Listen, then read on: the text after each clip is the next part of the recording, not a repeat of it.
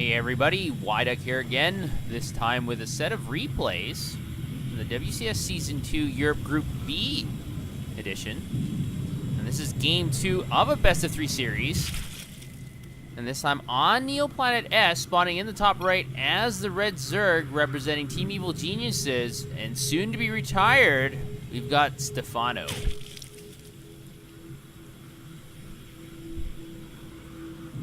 And his opponent spawning in the bottom left as the Blue Protoss, trying to send him into an earlier retirement, representing SKG Gaming. We've got MC.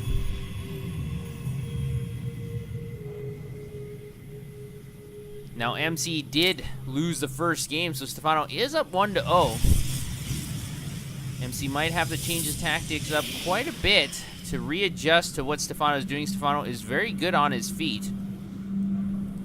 Now, Neoplanet does provide some interesting challenges, as it is a two-player map.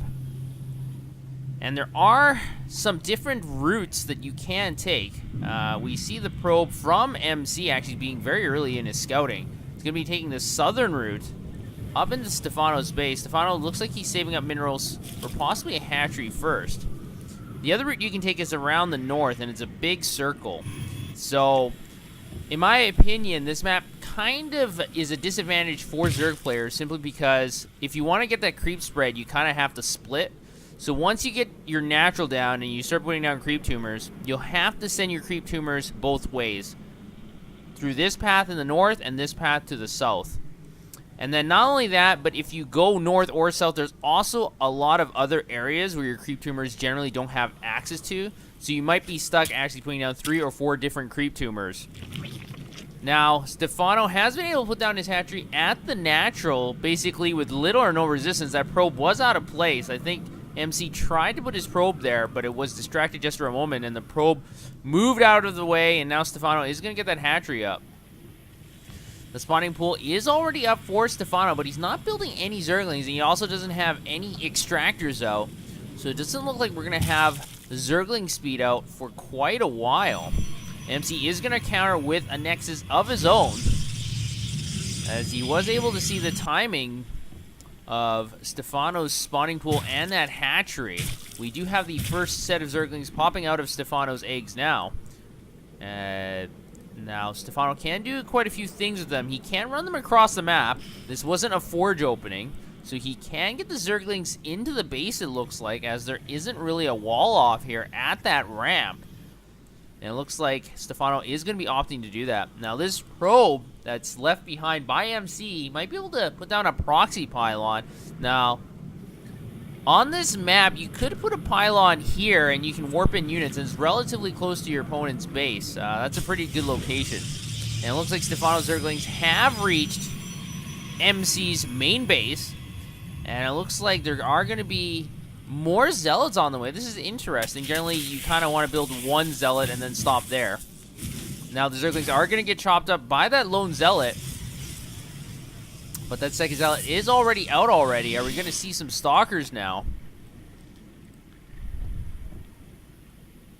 Now, we do have the expansion hatchery up for Stephano, but remember, MC also has his Nexus up. So there's no real economic advantage for our Zerg player here. We do have Zergling speed on the way, and that's going to give Stephano access to early map control. And since we don't have cannons, I think this is a very good play, because if Stephano surprises MC with a whole bunch of Zerglings early on in the next few moments, I think MC is going to have a lot of trouble contending with that, simply because he doesn't have a lot of stalkers. In fact, I don't see any on the field currently. And also, he doesn't have a wall in here. He also doesn't have any cannons. He's getting his first sentry now, but you'll need a few more sentries to block this off. And remember, force fields aren't going to last forever. So eventually the Zerglings will break through as well. Now, Stephano is getting his third hatchery up behind this. And this is interesting. He's choosing this base on the right side of the map. And generally, players like to opt for this base because it's easier to defend, because you do have destructible rocks on this side, and you also have a ramp on this side. By choosing this side of the map, it's kind of difficult to defend because there's so many ways where your opponents can attack from, and they don't have the destructible rocks in the way either. But it looks like here that MC is going to finally be able to block off the entrance into his natural. He's got 2 gateways coming up.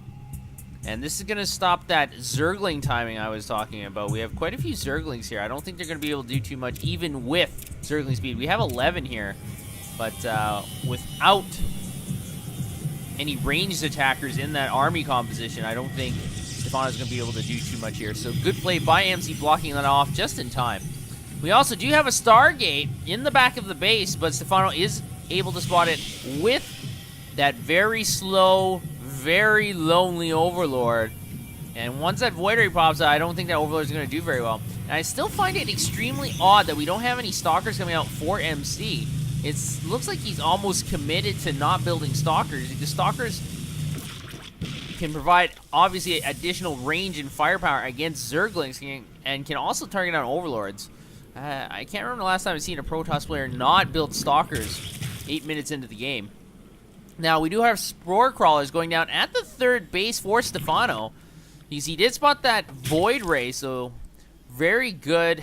He understands that that base is most likely to get attacked. Now, the positioning of that Spore Crawler, there we go. He's going to move it into a better position now, kind of in between all his drones, and I think that's a much better position. The Zerglings are getting some scouting information on. We do have an Oracle here as well. But Stephano is sitting tight on 3 bases. His Hydralisk Den is almost finished, as well as +1 air attack. Missile attack is halfway finished. So these air units from the Stargate are not going to be that effective. We do have quite a few Phoenixes in the composition. We have 3 right now, but against Hydras, they are not that effective. And now that Lone Void Ray is going to come to that 3rd hatchery, but is going to pull back. I don't think that Void Ray is going to be able to do that much damage with the Queen and Spore Crawler here. Now, like I said before about this map, when you want to spread creep, you have to decide where you want to spread it. And this creep tumor, since there's only one, Stephano's making a decision to send it down south to his 3rd base to connect the creep. I think that's a good decision. But he's going to put down another one here to the north, so he doesn't get surprised so much if an attack comes from the north side. I think this is very intelligent from Stephano. Now, it looks like Stephano will be moving across the map. He does have Zerglings and Roaches and a few Hydras in this composition. So these Phoenixes and Void Rays are going to have some problems here. Are we going to see any Graviton Beams? No, currently not any. So both players are just picking at each other. They're just getting scouting information. Neither player really wants to engage. And all the Zerglings are running across the south side of the map, and they're going to be able to find that 3rd Nexus. Now, we do have a whole bunch of sentries and zealots here, so these Zerglings are not going to be able to do very much. They're going to have to retreat. At the same time, the Phoenixes went in for a peek, but the Hydralisks do hold them back. So both 3rd bases are safe from intrusion. But you have to remember, Stephano is getting his 4th hatchery up.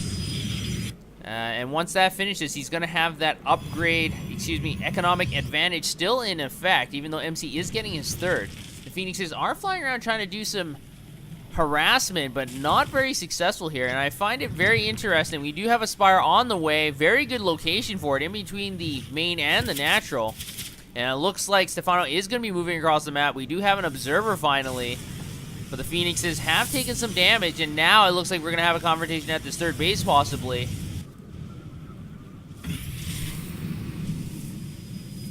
Now, the Oracle does... Okay, the Oracle is able to put down that ability, but it's not going to be able to do too much here. We do have an engagement at the 3rd base, at the ramp. A lot of Graviton Beams are going off, but all the Phoenixes are preoccupied. They're not actually firing because they're all using Graviton Beams. The Hydralisks are doing massive damage. All the Phoenixes are going to be picked off here. We have a few Stalkers in this composition, but there's so many Hydras and Roaches tanking in the front. And now MC has his Nexus Cannon activated. Is going to provide additional firepower. He really needs it here. Are the Stalkers going to be able to hold in conjunction with that Nexus Cannon? The Hydralisks are just storming in here. There's only one Roach left, able to destroy that last Roach. And now the Hydralisks are being focus fired on from Stalkers. Now, Hydralisks are not very good against Stalkers, but remember, Stalkers only have 80 life, and Roaches have much, much more. So Roaches are the tanking unit, while Hydras provide the DPS behind those Roaches. But MC is still behind by about 30 supply. He was able to hold off that attack, but remember, he's not mining from his 3rd base, but Stephano has already started mining from his 4th. So MC is going to be behind economically here. It looks like we do have another engagement. Units lost in regards to resources is fairly even for both players, but because Stephano has much more resources to spend. Definitely Stephano does have the advantage currently, and now he's built a 40 supply lead, or excuse me, a 30 supply lead. And so MC is trying to reinforce with more gateway units. Now we do have Thermal Lance halfway completed, but we also have Mutalisks on the way from Stephano. And once these Mutalisks, once they get tight together, once they fly into a mineral line, I think these probes are going to wish they were never built. And it's going to be very difficult for MC to deal with this because there are no Phoenixes, there's no Psionic Storm, and here we go, Stephano is going to attack the natural, all the probes are going down, and currently 5 probes were already destroyed, and MC is going to GG. He realizes immediately that he's not going to be able to come back from this, so Stephano is able to win the series 2-0, so very strong game from Stephano.